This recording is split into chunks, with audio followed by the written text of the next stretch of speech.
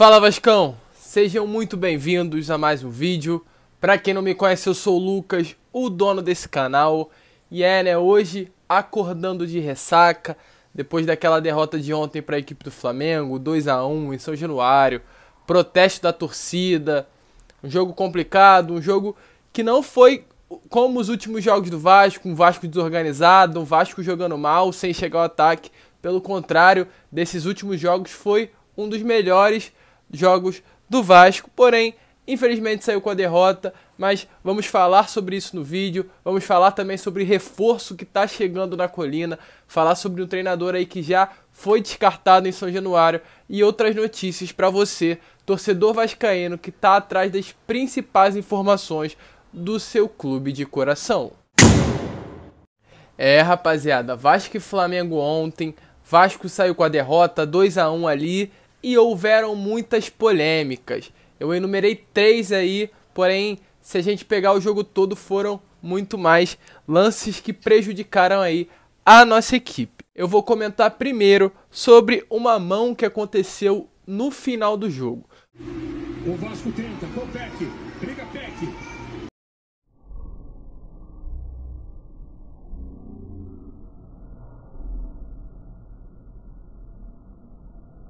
E aí, acharam que foi mão?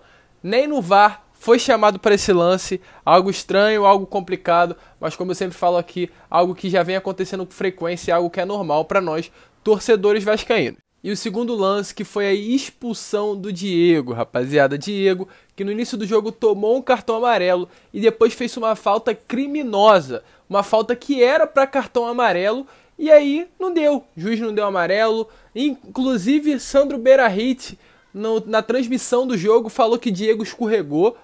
Nunca existiu isso no futebol, de jogador que escorrega não é falta. Quando o jogador escorrega não é falta, isso não existe. Isso não existe, aí o Sandro Beirahit deu esse caô. A gente vê na transmissão o Diego pedindo desculpa pro juiz. É uma brincadeira, que eu tenho certeza que o Vasco já estava ganhando de 1 a 0. O Flamengo com um jogador a menos dificilmente ia ter força para reagir. Então, algo que foi essencial e crucial para a partida, outro erro da arbitragem. E o terceiro foi o impedimento no gol, algo que também revoltou os torcedores vascaínos. Mas, rapaziada, vamos reconhecer, isso daí, o lance realmente estava impedido. Vendo pela câmera que foi usada pelo VAR foi até estranho. Eu realmente achei que as linhas estavam meio construídas de forma errada, né? Mas por outra imagem, por esse ângulo aí que vocês estão vendo, realmente gol inválido do Vasco. Porém, como eu sempre falo e falei no último vídeo, falei no pós-jogo, Vasco sempre é prejudicado por arbitragem e nós não aguentamos mais isso. Inclusive, o nosso presidente Alexandre Campelo vai à CBF e quer esclarecimento com relação a esses lances, principalmente o lance do Diego. Ele falou que o Caio Tenório fez uma falta no início do jogo, sofreu amarelo, uma falta com muito menos força do que foi usada pelo Diego, e não usou o mesmo critério com o Diego, o cartão não foi recebido. Então o Alexandre Campelo vai à CBF para esclarecer, quer um esclarecimento com relação a esses 3 lances. E vamos falar agora um pouco mais sobre cada jogador na partida de ontem. E eu vou falar sobre alguns principais que tiveram alguns destaques, tanto positivos como negativos. Eu quero primeiro falar dos 2 que para mim foram os principais jogadores do Vasco da Gama. Benítez e Carlinhos, rapaziada. Os 2 para mim fizeram um grande jogo. Benítez, como sempre, um jogador importantíssimo, um meia criador excelente no Vasco, né? A gente vê a falta que ele faz quando ele não tá jogando na equipe titular, quando ele não é titular do Vasco da Gama. E como sempre, ontem armou, correu, deu caneta, driblou, era ponta, meio, ponta direita, ponta esquerda. Um jogador importantíssimo para a equipe do Vasco. E ontem, pela primeira vez, Carlinhos foi colocado na sua posição de origem e se destacou também. Para mim, ele foi um grande destaque da equipe do Vasco, correndo os 90 minutos de jogo, dando gás, indo, voltando. No contra-ataque, o cara tava tirando todas as bolas do Flamengo no final do jogo. Se não fosse por ele, o resultado ia ser maior. Então, para mim, foi um dos grandes destaques ao lado do Benítez no jogo de ontem. Parabéns, Carlinhos. Eu já te critiquei muito, mas ontem a gente viu que você tem bola para ser titular da equipe do Vasco, algo que naquele papel de volante, que é ou Felipe Baixo ou Marco Júnior, não é difícil, né? E também dou aqui o meu destaque a Caio Tenório, Miranda e Leandro Castan. 3 jogadores ali do sistema defensivo do Vasco que se destacaram para mim, Caio Tenório que deu uma assistência, foi uma linda jogada do jogador, deixou o Felipe Luiz caçando borboleta ali desesperado, não sabendo o que fazer, e fez muito mais do que o Pikachu fez no ano todo. Em um lance, deu uma assistência, construiu a jogada, grande partida do jogador. Defensivamente a gente vê que ele ainda tem alguns problemas, né? Ele ainda falha em muitos lances, porém tem muito a evoluir. É um bom jogador do Vasco, é um bom lateral direito, muito melhor que o Pikachu. Miranda, sem comentários, jogador seguro, jovem, porém muito seguro, bom jogador e tem muito, vai dar muitos frutos ainda para nós torcedores. E Leandro Castan, sem palavras também, um grande zagueiro, um homem, um líder dentro de campo, realmente um capitão, a figura de capitão do Vasco é o Leandro Castan, um jogador importantíssimo aí, tanto para os jovens, tanto até para os mais velhos ali do Vasco, é um jogador importantíssimo no nosso elenco. E agora eu vou falar sobre destaques negativos, e eu vou citar 2 aqui. Fernando Miguel e Andrei. Andrei é um jogador que a gente tem muita expectativa nesse ano, um jogador que vem jogando, vem fazendo boas partidas, mas ontem estava completamente apagado no jogo, fez muita falta inclusive, e outro jogador que se destacou negativamente foi Fernando Miguel.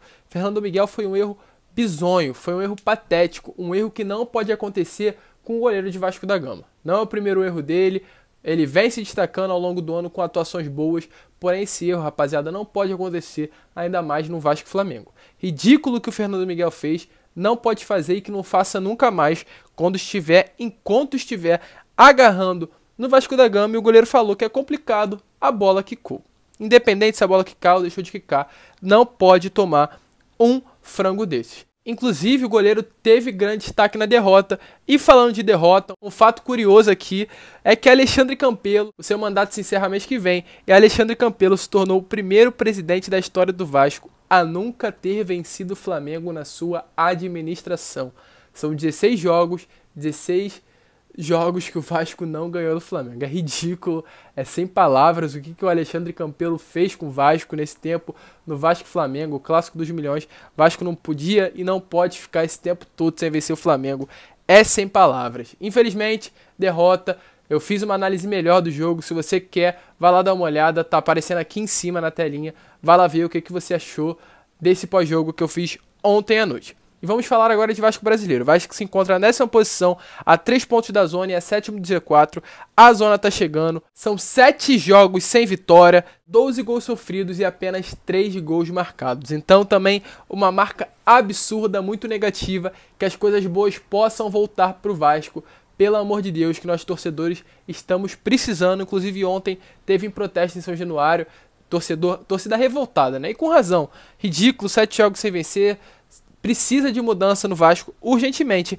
E falando em mudança, ontem o Vasco fechou com Leonardo Gil. Leonardo Gil, um argentino, jogador que veio do Etihad da Arábia, um jogador de 29 anos, que atua como volante, porém também joga como ponta, é canhoto, um jogador bom, que vem com um contrato de 1 ano, contrato até julho do ano que vem, julho de 2021, com passagens aí por Independente, Olimpo, Estudiantes, Talheres, Rosário Central.